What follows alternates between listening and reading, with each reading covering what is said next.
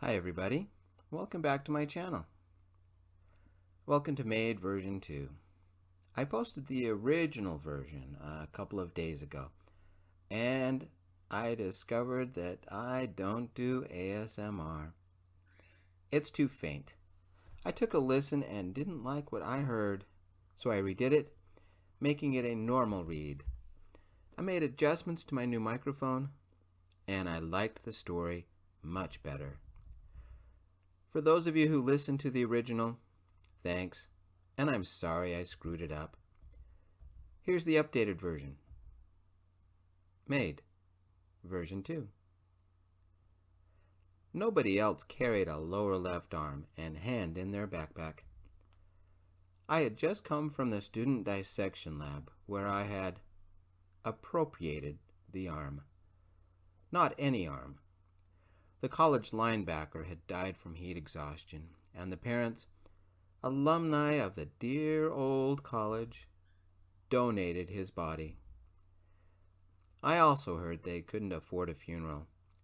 Who can these days when it costs more than buying a car?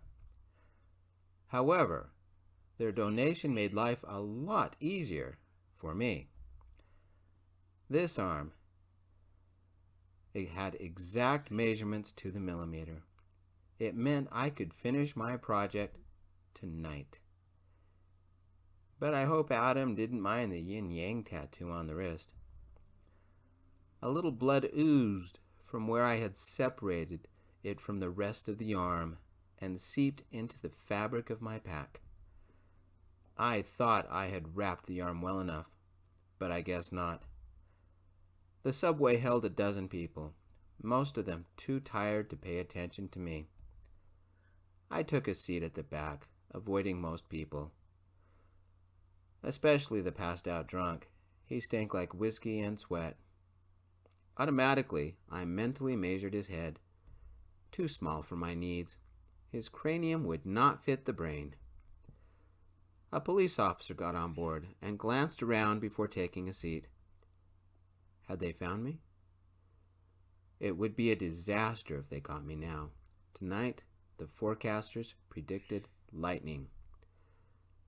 The subway car sped away from the university stop with a screech and a bump, heading downtown. 3 stops, and I would be home.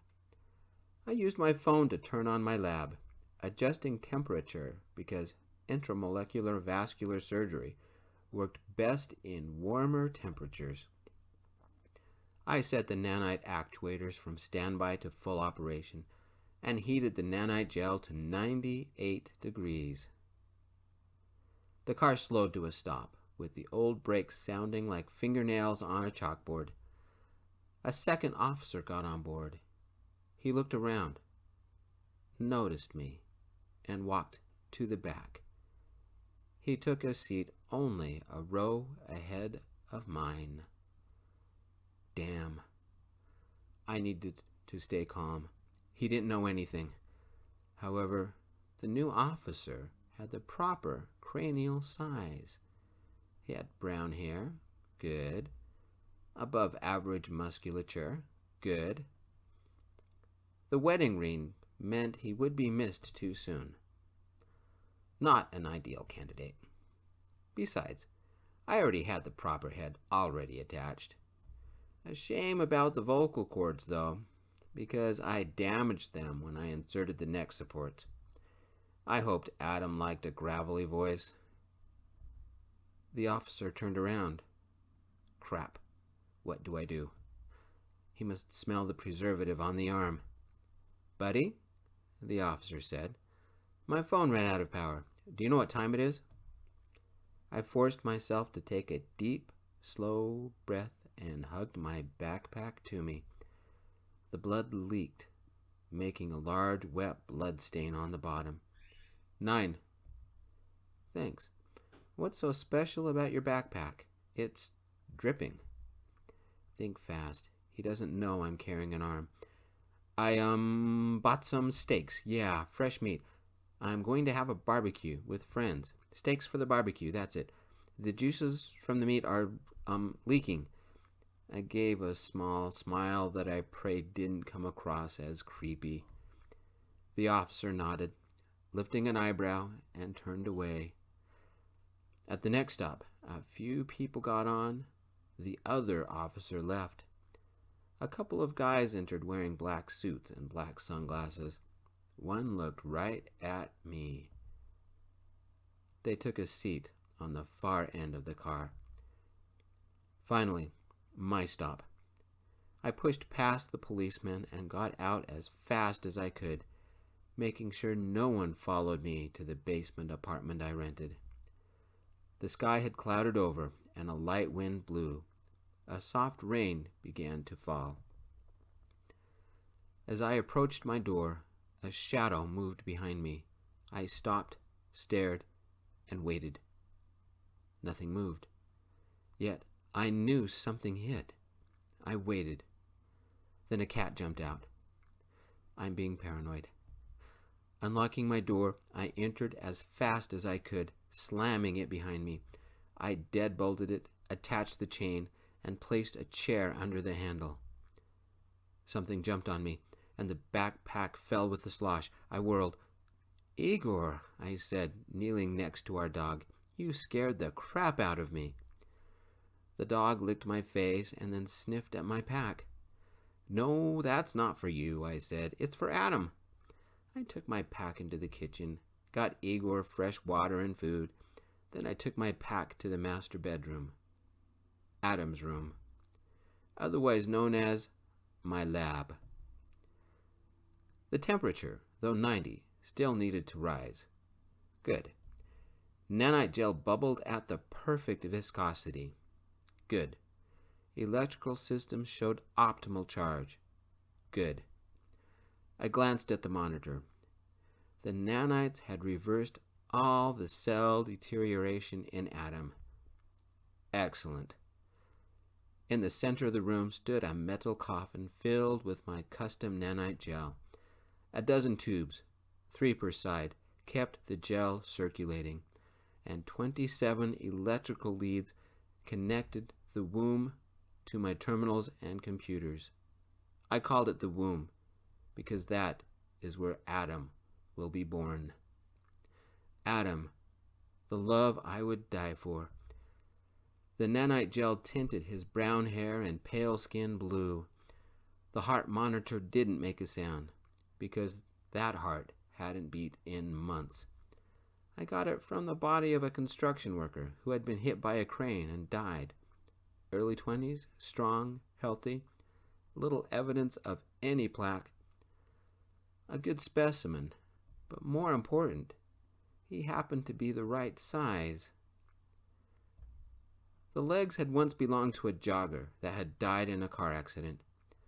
The full right arm came from a guy in the morgue, but I had to get out of there before I could get the left. I obtained the left arm from a guy I found at the university dissection lab. But the hand and lower arm didn't regenerate, so I needed a new one, which is why I went back.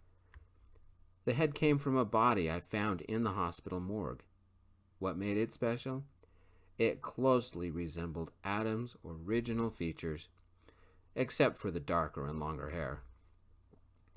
The eyes came from a musician who overdosed. It took an extra day to cleanse the drugs from the fragile tissues. Only the torso required me to steal a body from the graveyard. However, the brain belonged to Adam. I had to rescue it before his parents cremated him. It required the most work to restore, and it forced me to rethink my entire nanite formula. I prayed it worked. I pulled out the stump of Adam's new left arm and examined the bone. The new forearm and hand would match. Within minutes, I had sewn the lower arm to the upper and injected it with the nanite serum. Initially, there would be some scarring, but after reanimation, I could focus on the little things like flawless skin. The new arm didn't need much regeneration. I could begin while the nanites connected the nerves and arteries and bones. The new arm and hand showed promise. The computer beeped. Proper temperature achieved. I had my nanites prepare the brain for activation. Power levels flickered and jumped. The lightning storm must have started. I let the arm sink back in the womb. I hoped Adam liked it. Igor barked. I ruffled the fur on his head and scratched under his ears, just like Adam had always done. You're right, boy. The storm is starting. We need to get to work. My heart beat faster than normal. I felt like I stood at the start of a marathon. The electrical grid spiked again. Adam, I said, it's time to wake up. I ran to the computer and sent commands. The lights turned to their brightest setting. The lightning rose from the top of the apartment complex. The nanites began circulating the blood and stimulating the brain. A graph would record even the smallest bit of brain activity. Another would record heart rate and blood pressure. As I increased the voltage, I watched the graph for any blip. Still no heart rate and no brain activity. I only needed one bolt of lightning. Only one. The electrical grid spiked a little. Near miss. I sent a command to raise the lightning rod as high as it could go, then made adjustments to the nanite feed. I increased the temperature of the room, ignoring the sweat dripping from my nose. Somewhere a wire burned. Its sharp, acrid smell disturbed me. This had to work. It had to. Another spike. A rumble of nearby thunder. Please, God, I said, make this work. I ran back to the womb. Internal blue lights illuminated the perfect body of my dead love. As the machines came online, the lights inside the womb flickered and began to strobe. I had matched his new body as close as I could to the original. I had developed the specialized nanites on my own, borrowing a few supplies from the university. This had to work. If it didn't, Adam would be dead. Forever. Another round of thunder shook the building. Igor whined. He had been Adam's dog, and on some level, he must know that I attempted the unholy. The power flared. Lights exploded. The womb glowed a bright electric blue. Lightning had hit. The computer flared and exploded. The heart rate monitor beeped once, twice, and exploded. Like popcorn, each piece of machinery sparked and zapped out. The womb sparked. 2 tubes broke free, and the precious nanite gel leaked out. The walls danced with lightning. Static electricity jumped from one device to another. Igor ran under the table, barking and whimpering. Hell refused to give up its dead. I laughed because I would win and bring my lover back to life. My hands danced across the keyboards as if I played an organ. Thunder roared on top of the building, shaking the very floor under us. A light fell and shattered. Then it went dark. Quiet. The only sound came from Igor's scared little whine. I ran to the womb, feet sloshing through the gel, and reached in. I found the right arm and felt for a pulse. Nothing. I felt for Adam's neck, found the jugular. No pulse. Somehow, I found the strength and dragged Adam's body from the warm nanite solution. We fell into the sludge on the floor. Adam, breathe, I ordered. I had to get his heart working, had to get him breathing. I breathed for him. Heart massage. Breathe in, breathe out. Heart massage. Repeat. Over and over until my arms felt like they would fall off. Yet I kept going. Igor snuck to me and nuzzled Adam's new hand. Breathe, Adam, breathe. It had been half an hour. My arms refused to move. I had done everything I knew how to do. Power eventually normalized, and a couple of lights flickered on. The dim light revealed the smoldering wreck of my lab. All that work, all that time, all that money. Now I had to accept the truth. Adam had died a year ago, and nothing I could do would bring him back. The emptiness I had been pushing back, the emotions I had denied, overwhelmed me. I'm sorry, Adam. I tried. Maybe if I got him back into the womb, I could try again someday. The smell of burning wires and melted plastic defeated the dream. The lightning surge had destroyed all my equipment. A wave of despair flowed through me, and the first sob escaped. I looked at the perfect body I had created, and for the first time since Adam's accident, I let the tears fall. I collapsed next to my lover and buried my head in his shoulder. Forgive me, I failed you. Igor sat next to me, and I draped an arm around him. The dog stared at me with wide, sad eyes. Another sob escaped, and another. A cough? Another cough? Someone cleared his throat? Something moved under me. Then I felt arms encircling me in a hug. Victor, Adam said in his new, gravelly voice. Did I miss the alarm again? I held Adam's brand new hand and kissed him. He tasted of nanite gel and the promise of tomorrow.